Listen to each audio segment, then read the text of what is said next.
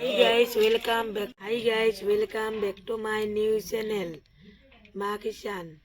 আজকে আমি আলু, টমেটো, মটরশুঁটি, কমলকাট মাছ সঙ্গে ধনিয়া পাতা দিয়ে আমি ঝোল বানাবো। Hi guys, welcome back to my new channel.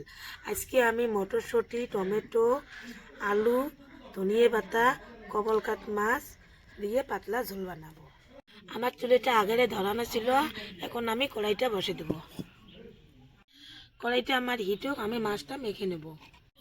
হলুদ গুঁড়ো, লবণ দিয়ে মাছটা আমি মেখে নেব।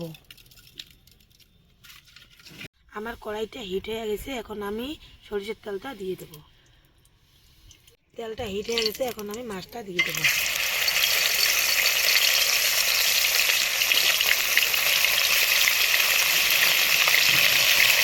আমার মাছটা হাফ ভাজানো হয়ে গেছে, এখন আমি উল্টে দেবো। মাছটা আমার এখন উল্টানো হয়ে গেছে। মাছটা আমার ভাজানো হয়ে গেছে, এখন আমি নেমে নেব।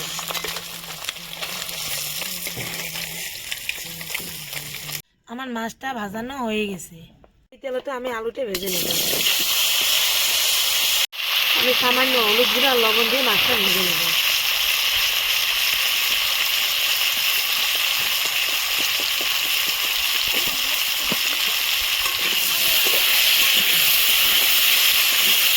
আমার আলুটা ভাজানো হয়ে গেছে, এখন আমি নেমে নেব।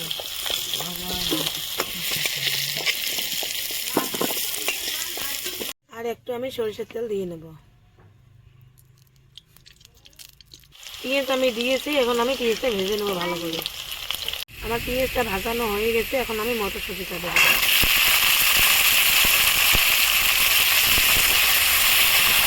আমি হলুদ গুঁড়ো 1 চামচ দেবো,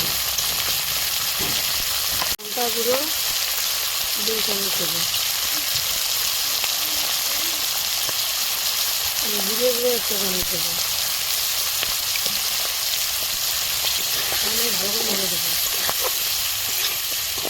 এখন আমি আলুটা দেবো, ভাজানো আলুটা। এখন আমি ভালো করে নেড়ে দেবো।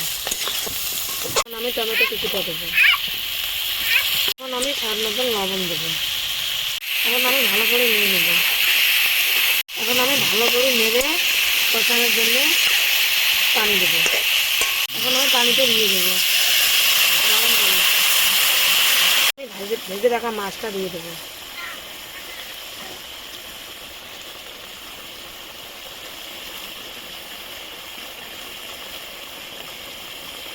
এখন আমি ধনিয়া কুচিটা দিয়ে দেবো।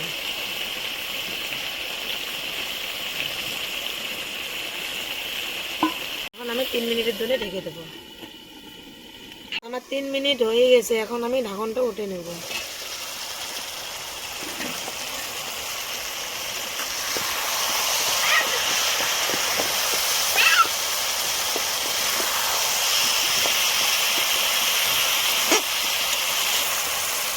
আমার নাড়ানো হয়ে গেছে, এখন আমি ঝোলের পানিটা দেবো।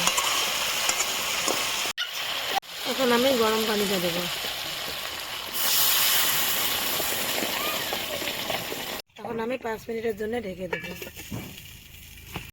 আমার 5 মিনিট হয়ে গেছে, এখন আমি ঢাকনটা উঠে নেব।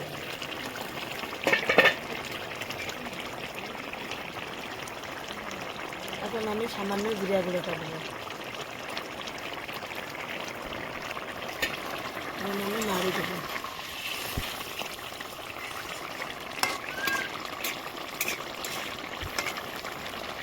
আমার ভিডিওটা আমি এখানে শেষ করব।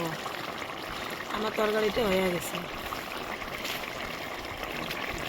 আপনার যদি ভিডিওটা ভালো লাগে, নিশ্চয়ই একবার ট্রাই করে দেখবেন। ভালো লাগলে লাইক, কমেন্ট, শেয়ার, সাবস্ক্রাইব করবেন।